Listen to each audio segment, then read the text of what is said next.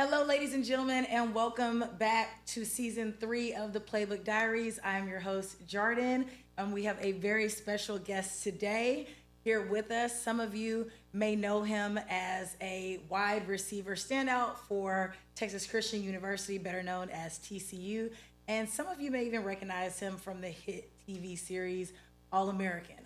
Others of you may recognize him because he sued every damn body. Kolby Listenbee, welcome to the podcast. Damn, that's a crazy introduction. How are you doing today? I'm good. I'm glad to be here. Good, good. I'm happy that we finally got you on the show. Let's get right into it. Tell me what you're able to talk about when it comes to your lawsuit.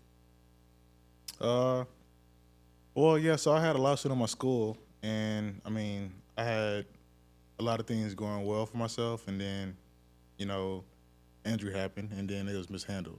I feel like, coaching, medical staff, whatever, it just wasn't like careful with my injury. Had shots and had other things that just manipulation tactics, blackmail or whatever it was, and that just kind of forced me to play, and then ended up ruining basically my whole career, which is fine, but at the time it definitely was pretty hard to go through. When you say it was hard to go through, are you talking about solely physically, or was it a mental battle as well? It was definitely like physically, it was it was shit. It was my pelvis, so your area. I go to the restroom, I'm on the toilet, I'm hurting. I'm laying down, I'm going to class, walking to class, whatever. My bones underneath my testicle area, scrubbing together and stuff like that. Okay. And so this is a whole year of dealing with that, and then post football, whenever I had to retire from the injury, the mental battle. I moved to LA, and now it's I got imposter syndrome. I have basically identity crisis. Going from being one of the top guys, getting drafted, supposed to go early in the draft, whatever, to just being a regular person behind the ball a little bit. So, okay. So let's go back a bit.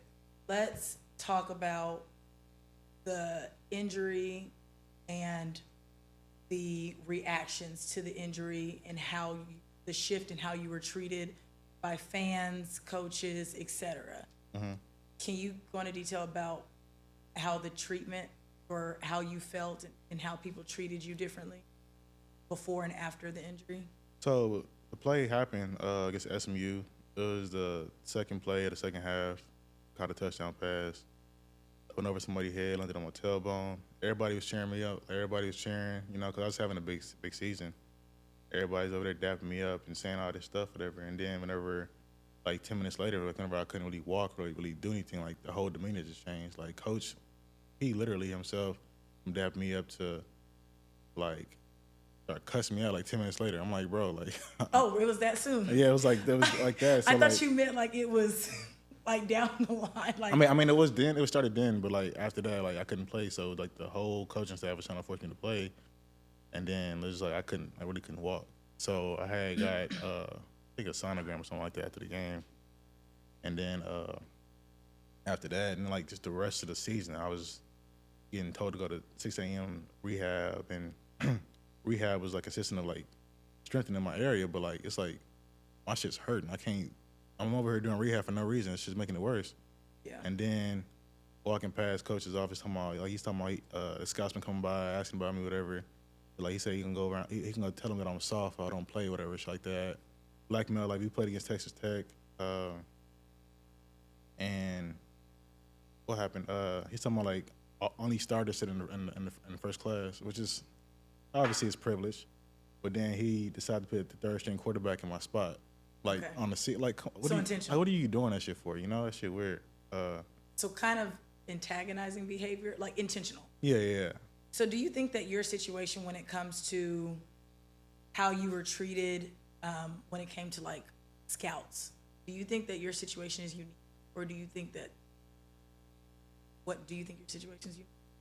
I think it's unique to myself. It's my own personal perspective, but I think a lot of people go through that same situation. Of coaches maybe affecting their draft stock, etc. Maybe draft. Sometimes people be doing some dumb shit. I feel I feel niggas be out here doing some shit. You got to be accountable of your own actions. Yeah. I don't really see like how I really played wrong in this part. Like I mean, this 10 years removed too as well, so I don't really feel like I've really played wrong in that part. Even now, looking back at it 10 years later, I mean, you still are like, I didn't really do it wrong. I Only just got hurt. Only thing I would regret is probably like just I don't like the lawsuit just because the fact that like I missed the family aspect, like you know, of my alumni, like going back to TCU or having the friendships or having the connections. But God been blessing me so much to where like I don't even need that.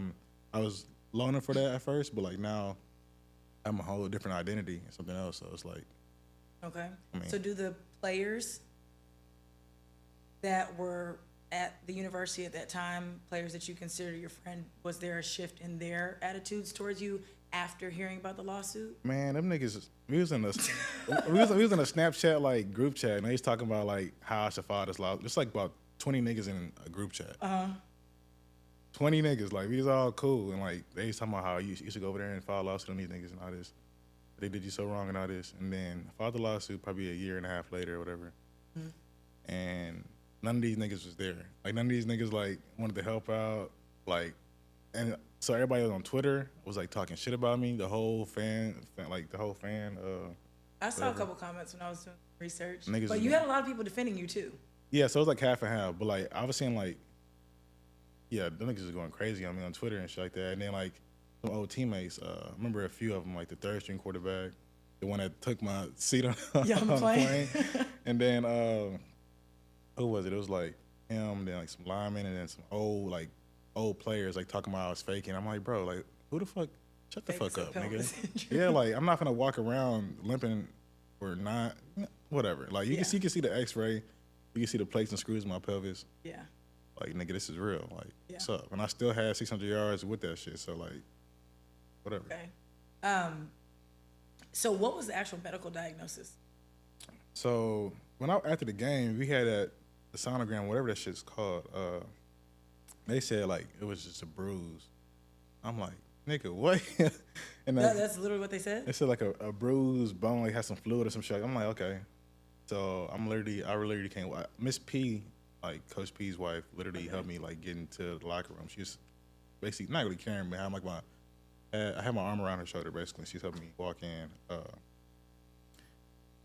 And like, so they said that, and then I had practice the next Monday. I'm literally like hopping at practice, like literally like galloping. And they still me practice the whole time. I'm like, bro, I cannot run. But then as time kept going, I went to like an outside doctor, just because. For a second opinion.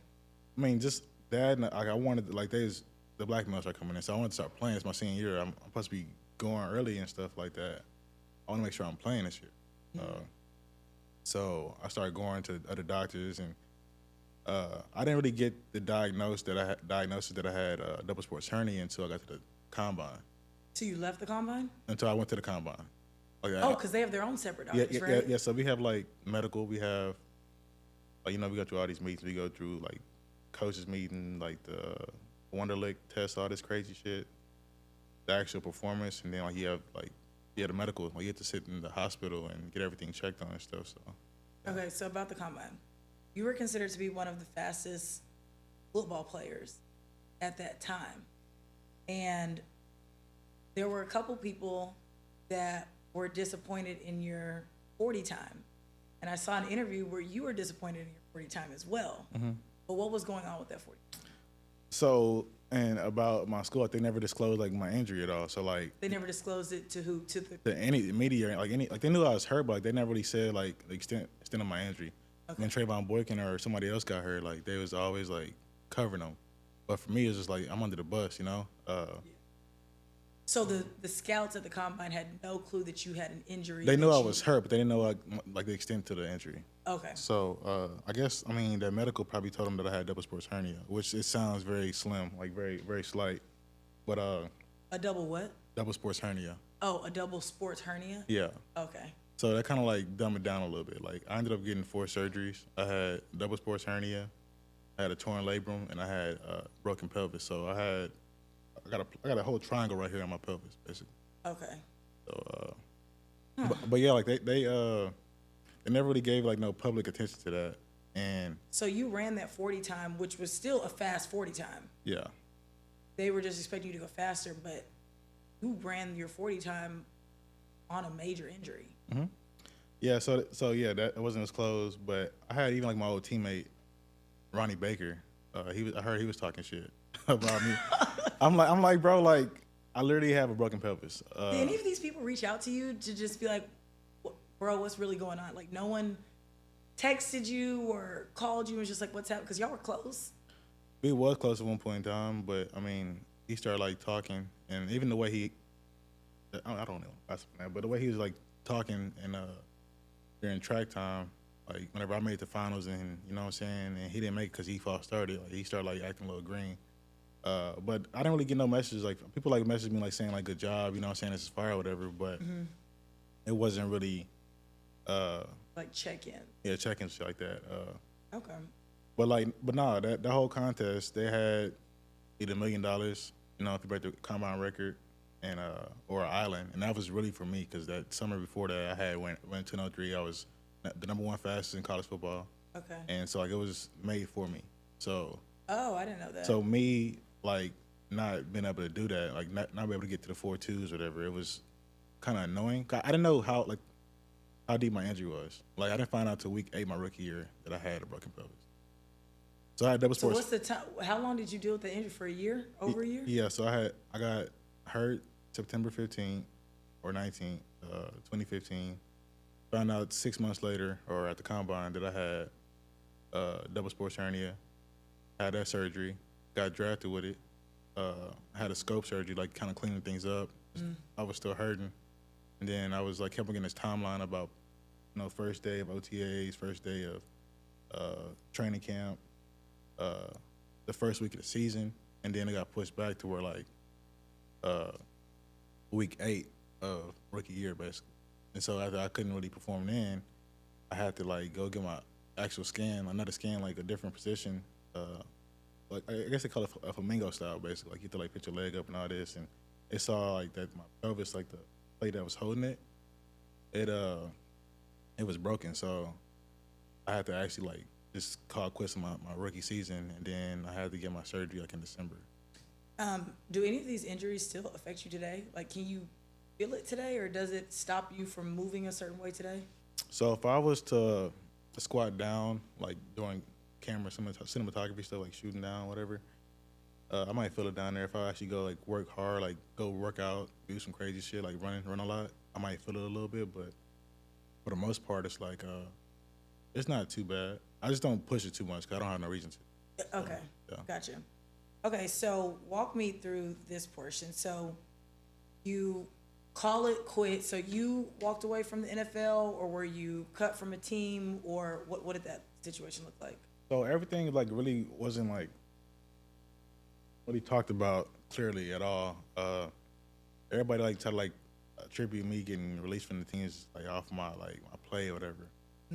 It was just like I had to come back from that major injury. I missed a whole year. Really, I missed a whole year of playing really.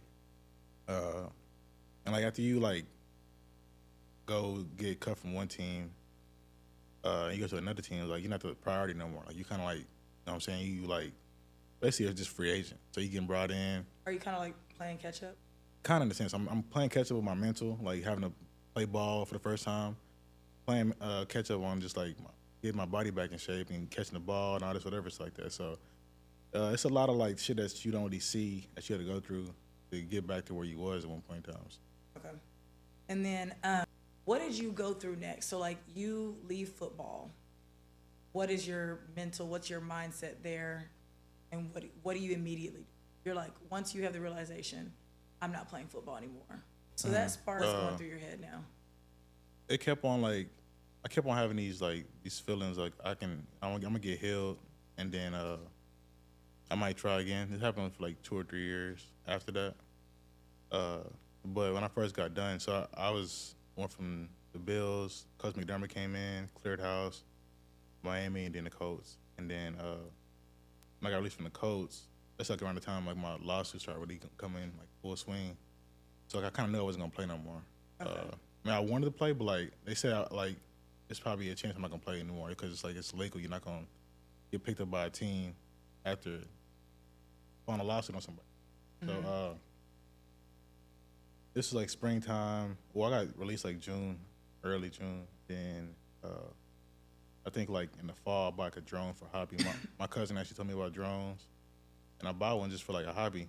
And then I was still like working out in the fall with Trayvon. He's running routes and stuff, and I kind of just saw I had an eye for it, and then I just kept on shooting that. And I want to like get better at it, so I bought that. Bought a DJI Osmo Pocket, and then like now What is that? it's like the little small, the little black cameras that everybody be using now. It's like very popular. The little skinny ones, it's like Where you hold the thing and and it rotates and shit. Okay. Yeah. So that's my Okay. first camera 5 years ago. But going from there to like 9 months later, I got my actual real camera, and I started getting serious about it.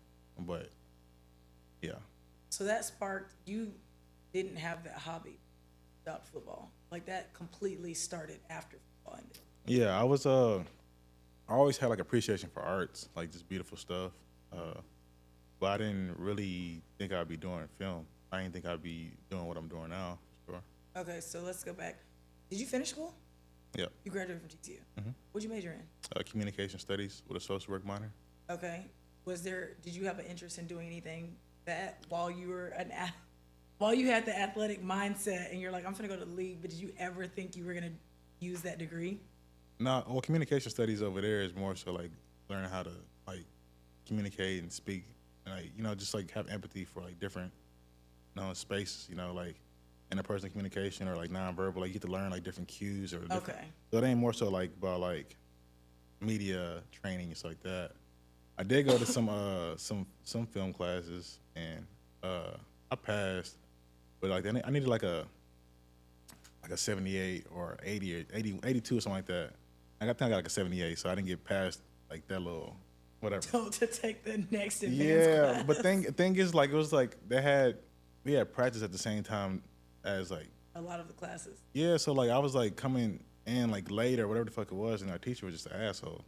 So okay, so a lot of people don't know that when you play sports for college, you only have a certain number of degree plans or programs that you can even be a part of Man. because of the time of practice for your sport versus the time that these classes are held. So a lot of people don't understand that. Yeah, They're like, why don't athletes major in chemical engineering? It's like, well, the chemical engineering class at the same time is weightlifting. yes, exactly. And you're going to weightlifting. Exactly. You got to like TCU was like it was very like school. My bad. Football first, school like second or third, whatever. That's most I played Power two 5 sports. schools are. Exactly. I played two sports too as well. So like that kind of definitely just, like narrowed everything down. But I came in to be an orthopedic surgeon. That's what I wanted to be. And then like now, if I was to go back to school, if I was to do it again, I really would have took it more seriously, and I'd probably been an architect. Anything. Okay, you're not the first football player that I've asked like if you could pick any degree or major. They've said architect. That's a hard degree. I mean, That's a very hard degree. I think it's hard, but I think like the way it's just like built, you know what I'm saying, like structure. I like the foundation of stuff. Like you go different places.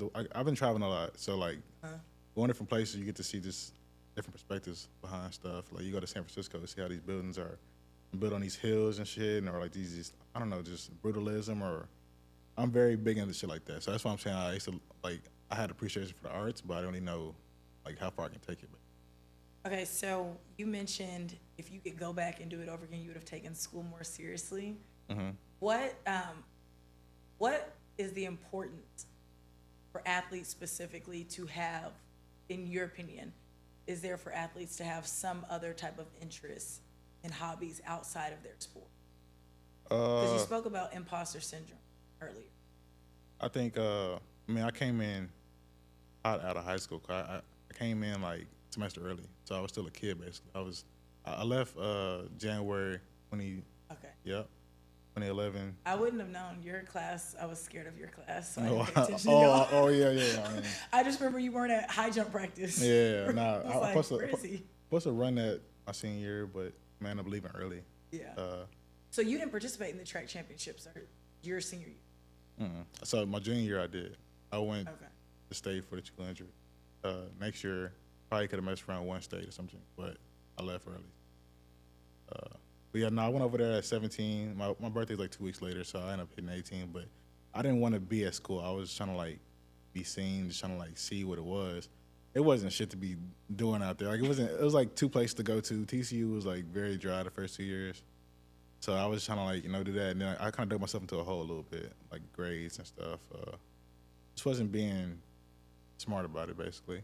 But So what's your message to like other athletes that are in college and just making sure that they're not solely focused on football? And it's okay to just focus on athletics, but I just think that it's like important to not, for athletes not to define themselves according to the sport that they play, because eventually it will end. yeah, I think you got to compartmentalize like your life. Practice should be practice. If it's 4 to 6, let it be 4 to 6. And then, I mean, you can like obviously think about what you got to do, but like make actual friendships, make actual like step in different rooms that have like different perspectives and just learn, be a sponge, and like don't let your like ego just say it's you, the football player. Because I mean, you can mess around and be stuck in that space where you walk in the class every day with sweats on, like just thinking that you got all this arrogance and just all this ego behind you. Like I think you just gotta just like think of the bigger picture basically. Because those actual relationships actually go a long way instead of just you being stuck in that space. Because when you get done playing ball, that shit don't matter no more.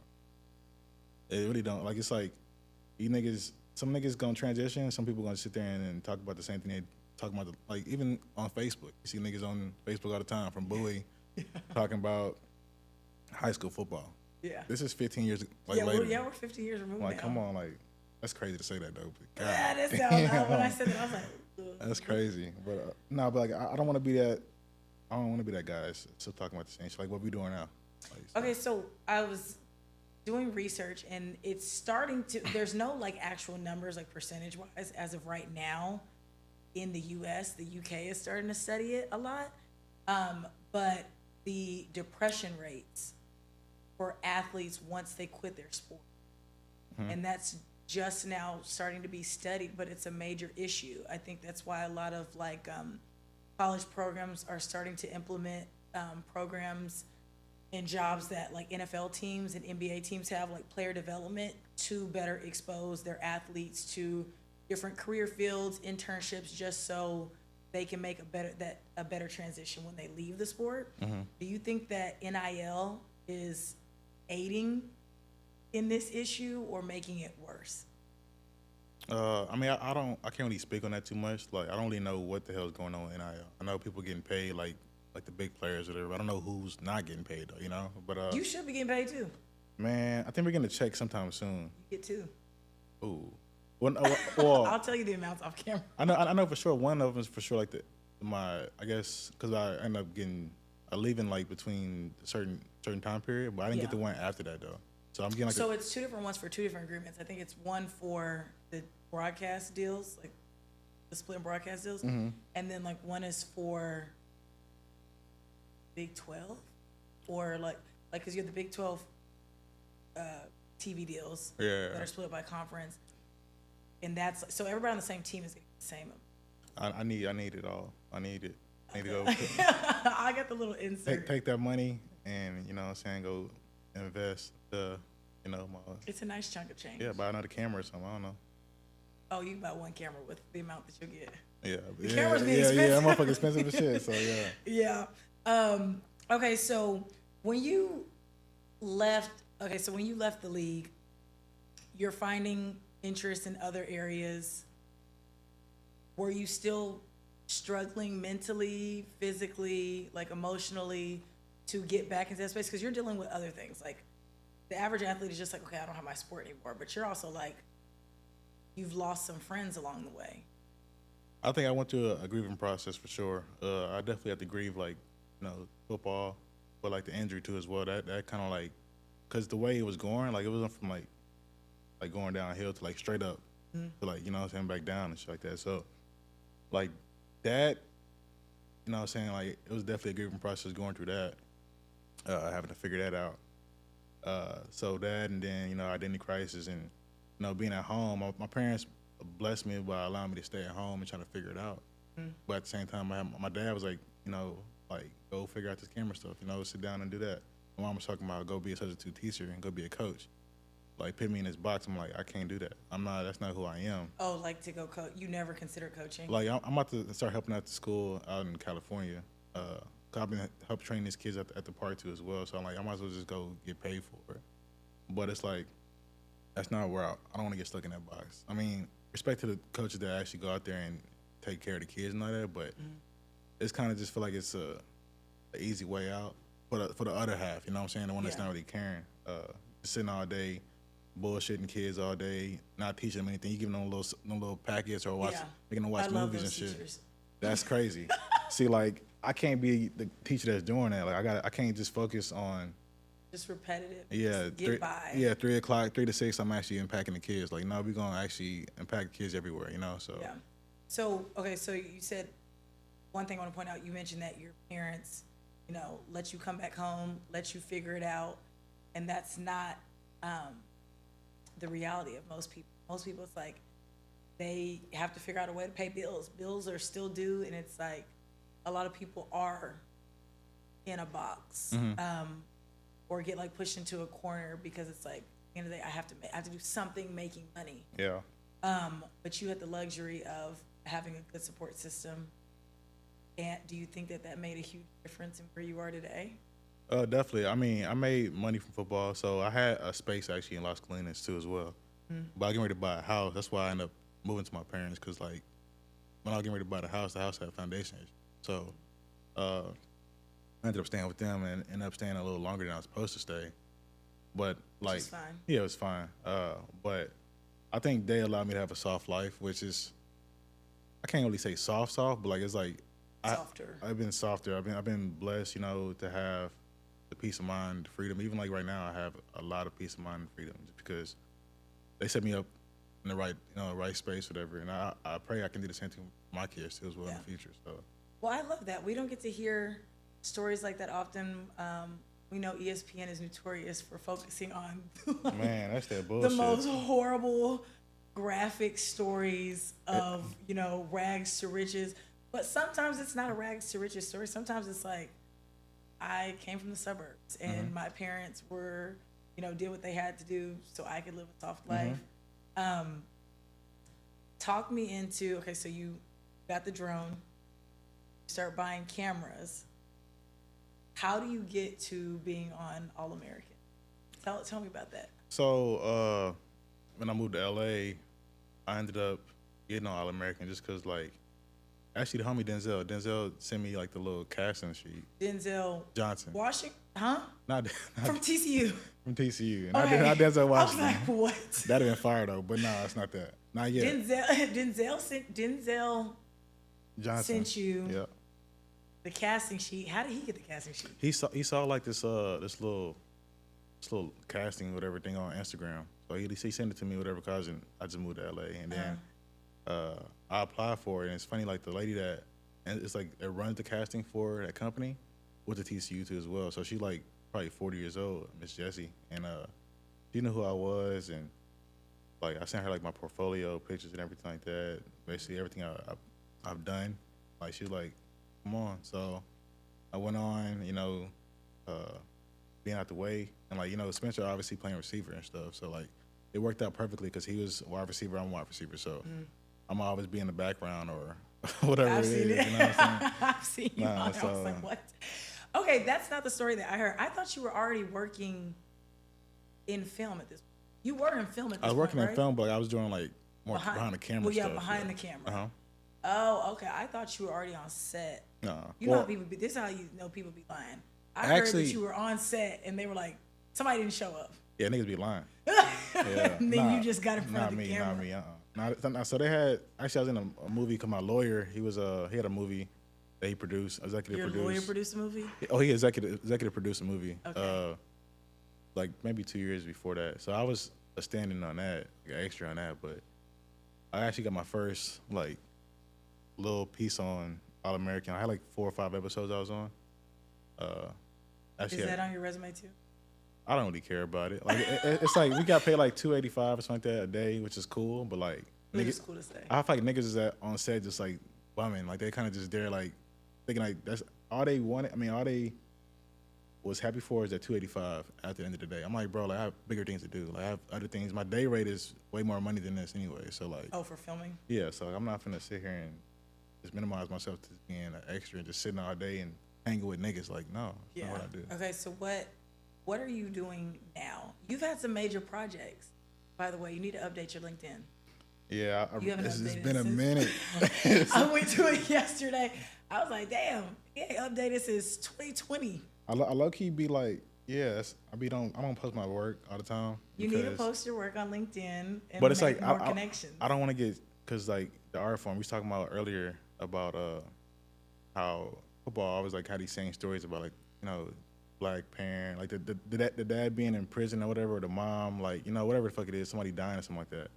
Like I want to get to the space of surrealism. I like Kendrick Lamar style. I like you know, I like brutalism. I like a few different ways, but I want to find a way like to tell a deeper story in sports instead of just saying the same shit. So like the same like struggle story. Yeah, so like I want to like find a way to like get it abstract and like, you know, have like talk about like the mindset, the heart, like other things. It's like that can actually hit like, you know, the audience, or whatever. So that's why I don't post everything, because I don't want to be known for shooting event capture or shooting a documentary on somebody's little content. I'm not shooting no content. Like, come on. Well, I mean, not necessarily that you'll be like known for, but it's like, okay, I'm showing myself as an established professional. Like I know how to operate a camera. Yeah. I know how to do color grading. You've done some stuff with Nike, didn't you? I've done like about 6-7 projects with them.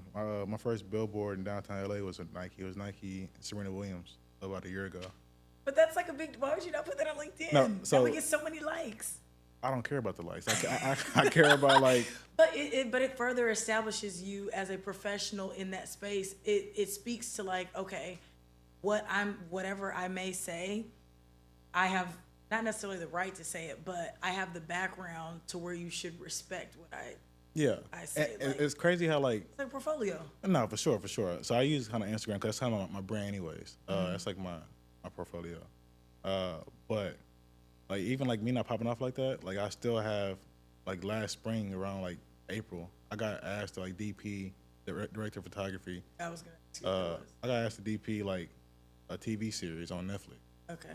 Like, and that's like I'm gonna get like 30 bands for that. It's called Young Tommy. It's like Snowfall basically, like the whole series like that. Is it out right now? No. So I got asked to do it, but they had like a $2 million budget, and we went through the scouts and everything like that, and it fell through. But like, I guess the point I'm saying with that is like, even though I don't pop my shit like that, I'm still getting like my name is still getting in these rooms. You know what I'm saying? Mm-hmm. So like, I'm sure if I was to pop my shit, it'd probably go even more. But I gotta just figure out like how to go about it, because I don't want to just oversaturate with shit I don't really care about, you know?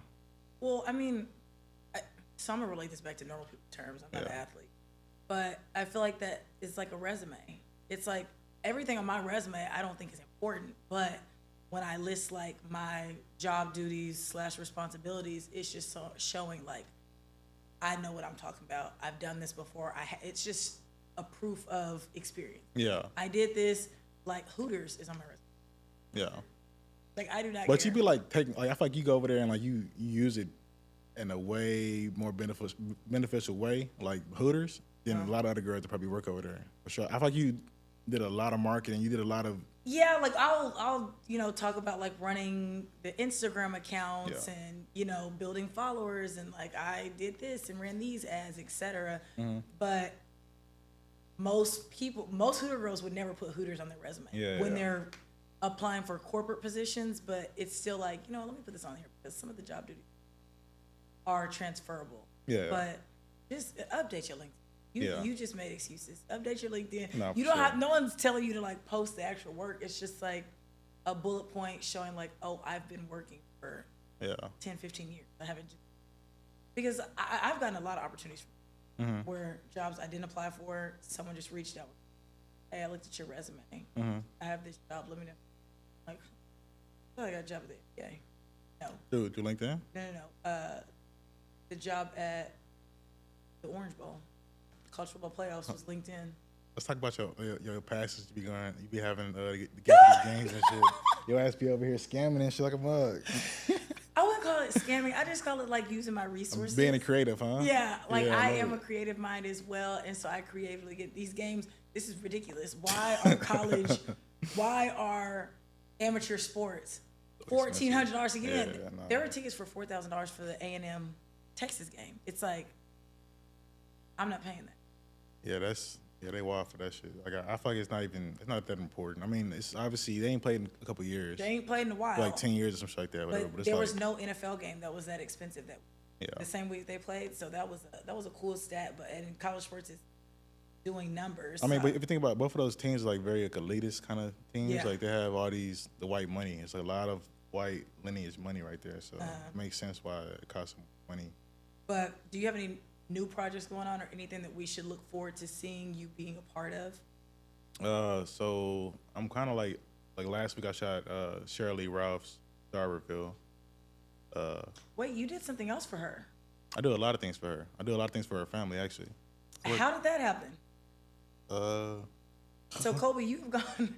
I definitely think you accomplished your goals of not putting yourself in a box. Shout out to Dad for encouraging you to, dive into like the film and stuff because, like, you went from. I mean, it's a great story. You went from, top high school football recruit. You're doing your thing at TCU. You put up great numbers. You and who was it? Jones. Cam White. Oh no, not Cam. No, y'all did good. When y'all played OU, Cam had like 3 touchdowns on us too. Y'all did great. Yeah. When y'all played at Oklahoma, and then you didn't let your injury or your circumstance, like you might have dwelled on it for a little bit, but you didn't let it define you. Mm-hmm. You said, okay, I got to pick myself up. I got to move on. Yeah. And you moved on and was like, okay, like these people have cut ties with me. Life goes They're on. saying things that I don't agree with, but I don't have time to defend myself. I want to be more than just a football player. Yeah. And you've done that to now you're casually mentioning Cheryl Lee Ralph. For reference, that's what's her name on the show? Was it D? D on Moesha? Yeah, Moesha, Stepmama mom. Moesha? Yeah. For those of you that don't know her work. And then Abbott Elementary, like she's like one of the I don't know main. her character name on. I don't watched know it Abbott, but either. I don't know the name. But I was Yeah. like, to me, she's always the Moesha stepmom. Yeah. But that's big. I saw you do something with her for Emmys, and then the Emmys. Yes. Okay. that was like back in August, and then I've shot a few times with her in the Golden Globes.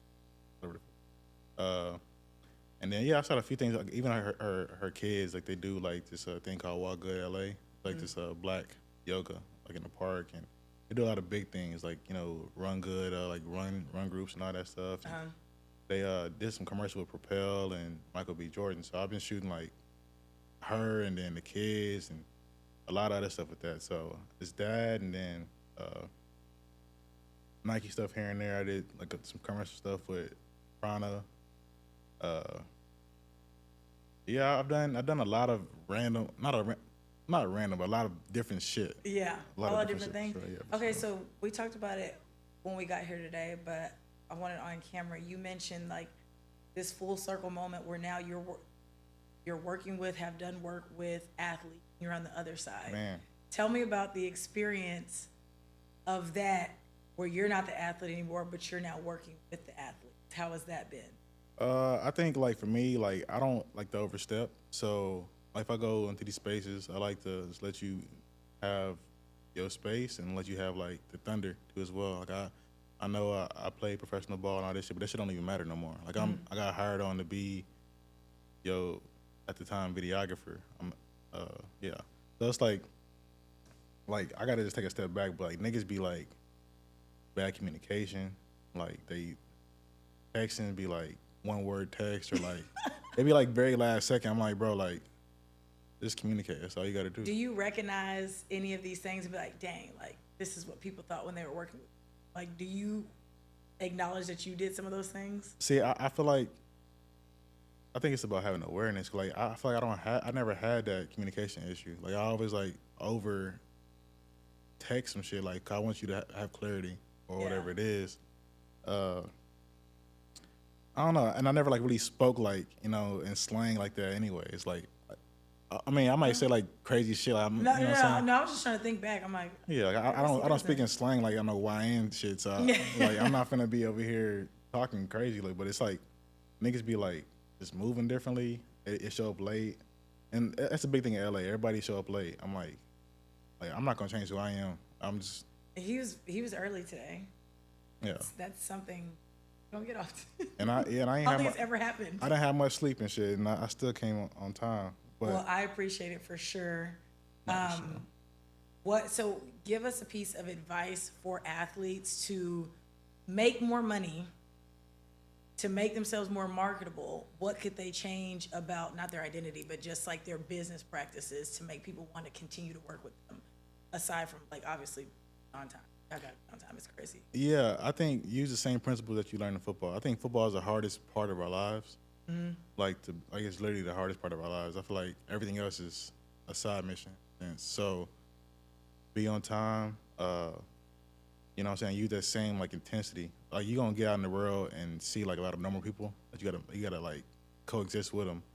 Like don't let that shit taint like how hard you go. Like I mean obviously you gotta dumb down like the way you talk to them or the aggressiveness, whatever, but like still stay who you are, stay like locked in on yourself, use your resources.